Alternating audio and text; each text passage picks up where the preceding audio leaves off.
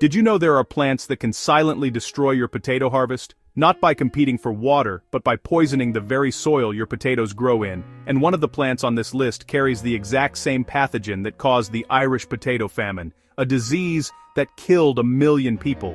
Imagine planting your potatoes this spring, watching them grow, and then watching them collapse overnight, black, wilted and rotting in the ground. Sounds a bit dramatic, right? But here's the real kicker: most gardeners have at least 2 of these 7 plants growing right beside their potatoes right now. Before we reveal each plant, you need to understand the 3 ways a plant can destroy your potatoes. First, the soil poisoners. They release chemicals into the ground that kill potato roots on contact, and some of these chemicals persist for years, even after the plant is gone. Next, the resource rivals. They don't poison anything. They simply overwhelm your potatoes, stealing water, nutrients, and sunlight until your harvest shrinks to nothing. And third, the disease bridges. These are the most dangerous of all. They carry pathogens that jump from plant to plant, and one of them carries the exact same microorganism that starved a nation. We're going in order of danger, starting with the poisoners and building to the most devastating plant on this list. And honestly, the last one is the one almost everyone plants beside their potatoes. First we have fennel, the garden's most beautiful loner. Fennel releases powerful allelopathic compounds from its roots that inhibit tuber formation in potatoes. In plain terms, your potatoes won't form properly if fennel is nearby, but the real problem is persistence. Fennel's chemical residue can poison the soil for up to 12 months after it's pulled. That means if you grew fennel in a bed last season and plant potatoes there this spring, your harvest could still be affected. Fennel belongs in its own container, far from your vegetable beds. It's not a companion, it's a lone wolf. And here's the big question: if these soil poisoners are this destructive, what about the plants that don't poison but steal? That's where the resource rivals come in. Next we have black walnut, and this is the most destructive soil poisoner in any garden. Black walnut roots release a chemical called juglone, and juglone is what scientists call an allelopathic toxin. That means it doesn't just compete with nearby plants, it actively poisons them. Juglone kills potato roots on contact, but here's what makes it truly dangerous. Juglone persists in the soil for 5 years or more after the tree is removed. That means even if you cut down a black walnut today, the soil where it stood will still be toxic to your potatoes half a decade from now. If you have a black walnut anywhere within 50 feet of your potato beds, consider using raised beds with imported soil, or plant your potatoes in containers. The root zone extends far beyond the drip line of the tree. The black walnut is a fortress that permits no neighbors. Its solitude is absolute, and your potatoes will pay the price if you ignore it. Now, let's talk about sunflowers. They seem so cheerful, don't they? Standing tall, golden faces toward the sun. But beneath the soil, sunflower seed husks release allelopathic chemicals that suppress the growth of nearby plants, including potatoes. On top of that, sunflowers shade out everything around them. Potatoes need full sun to produce large, healthy tubers. A wall of sunflowers next to your potato patch means your potatoes are growing in shadow, and stunted tubers are the guaranteed result. Plant sunflowers at the far edge of your garden where their beauty can be enjoyed without their chemistry affecting your food crops. The tallest flower in the garden casts the longest shadow, and your potatoes need every ray of light they can get. So those are your 3 soil poisoners: black walnut, fennel, and sunflower. But what comes next is just as dangerous in a different way. The resource rivals don't release toxins, they simply overwhelm your potatoes by stealing everything they need to grow. And the first one is a crop most gardeners plant right alongside their potatoes without thinking twice. First among the resource rivals, pumpkin and squash. These massive vines spread outward like a green tide, and they smother everything in their path, including your potato hills. Potatoes are grown in hilled soil, those raised mounds you build around the base of the plant.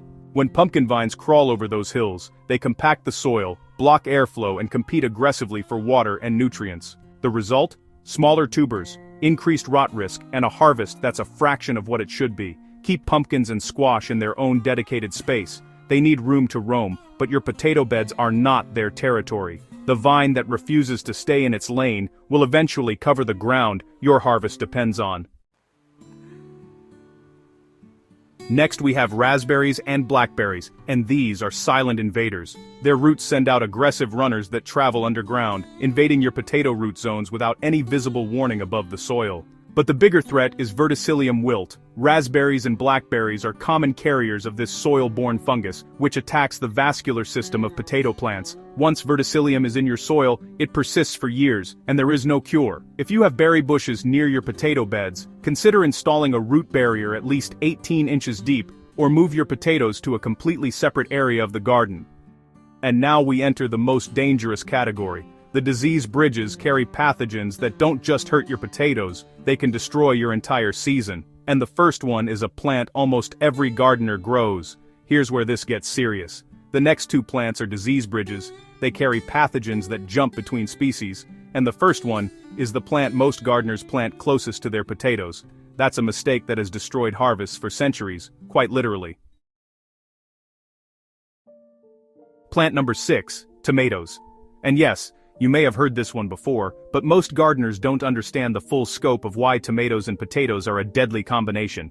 Tomatoes and potatoes are both members of the Solanaceae family, the nightshades, and because they share the same botanical family, they share the same diseases. The most devastating is Phytophthora infestans, late blight. This is the exact same pathogen that caused the Irish Potato Famine.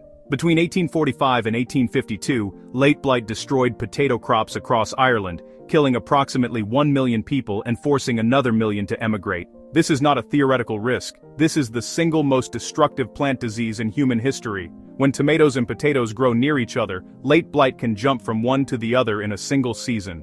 A cool, wet week is all it takes. You walk out to your garden and your potato plants are black, wilted and rotting, and your tomatoes are next. Keep tomatoes and potatoes at least 2 to 3 feet apart, and never plant them in the same bed in consecutive years. The spores overwinter in the soil. Two members of the same family carrying the same disease, the nightshades are bound together by a shared vulnerability. Some kinships are too close for a garden. And last but not least, cucumbers. This is the one most gardeners never suspect. Cucumbers seem harmless, they're not nightshades, they don't release allelopathic chemicals, and they don't shade out your potatoes. So why are they on this list? 2 reasons. First, cucumber mosaic virus. This virus infects over 800 plant species, including potatoes. It's spread by aphids, and once it's in your garden, it moves fast. Infected potato plants show mottled, crinkled leaves and stunted growth, and there is no treatment. The entire plant must be removed and destroyed. Second, downy mildew. Cucumbers are notorious carriers, and in humid conditions, the spores travel on wind and water splashes, landing directly on your potato foliage. The same damp conditions that cause downy mildew on cucumbers create the perfect environment for late blight on potatoes. On top of that, cucumbers and potatoes compete for the same shallow water table. Both plants have relatively shallow root systems that draw from the same zone. In a dry season, that competition can stress your potatoes enough to reduce your harvest significantly. And honestly, does it surprise you that the plant everyone puts next to their potatoes is the one carrying a virus that infects over 800 species? Sometimes, the most dangerous neighbor is the one you'd never suspect. The cucumber offers no poison and no shade, only an invisible gift that keeps on giving. Not all threats arrive with warning signs. Now, here's where we bring it all together. Because for every enemy we just named, there is a guardian. And these guardians don't just work alone. When you combine them with intention, they create what I call sacred combinations, living ecosystems that amplify each other's protection around your potatoes. First, the beetle shield. Horseradish, basil, and marigold. Horseradish releases volatile isothiocyanate compounds from its roots that repel Colorado potato beetles at the source. Basil's eugenol and linalool create an aromatic barrier above ground that disorients the same beetles before they ever locate your potato leaves. And marigold destroys root knot nematodes underground with alpha-terthianol, while its floral scent adds a third layer of confusion for above-ground pests.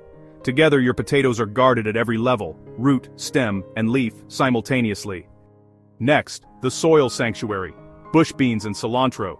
Bush beans fix atmospheric nitrogen into nodules on their roots, feeding your potatoes the one nutrient they drain from soil faster than almost anything else. Cilantro's umbel-shaped flowers attract parasitic wasps and ladybugs, two of the most effective predators of aphid colonies that attack new potato growth. Together, they rebuild what your potatoes deplete and recruit the allies that keep pest populations in check all season long. And third, the disease wall. Garlic and calendula. Garlic's allicin and sulfur compounds have documented antifungal activity against late blight and fusarium, the two diseases that destroy more potato crops than any other pathogen on Earth. Calendula's resin-rich flowers attract hoverflies whose larvae devour aphids, while its root exudates suppress soil-borne fungal pathogens. Together they form a living antifungal perimeter around your potato bed that no chemical spray can replicate. And there you have it, your three sacred combinations that transform your potato garden from a target into a sanctuary. Think of it this way, your potato garden is a sacred space, and every sacred space deserves guardians at the gate. Which of these 7 plants surprised you the most? I love hearing from you, so feel free to leave a comment below. I read every single one. If you found this video helpful, subscribe to our channel if you haven't already and hit the bell icon. For more ways to protect your garden and grow a healthier harvest, check out these related videos. Thanks for watching and I'll see you in the next video.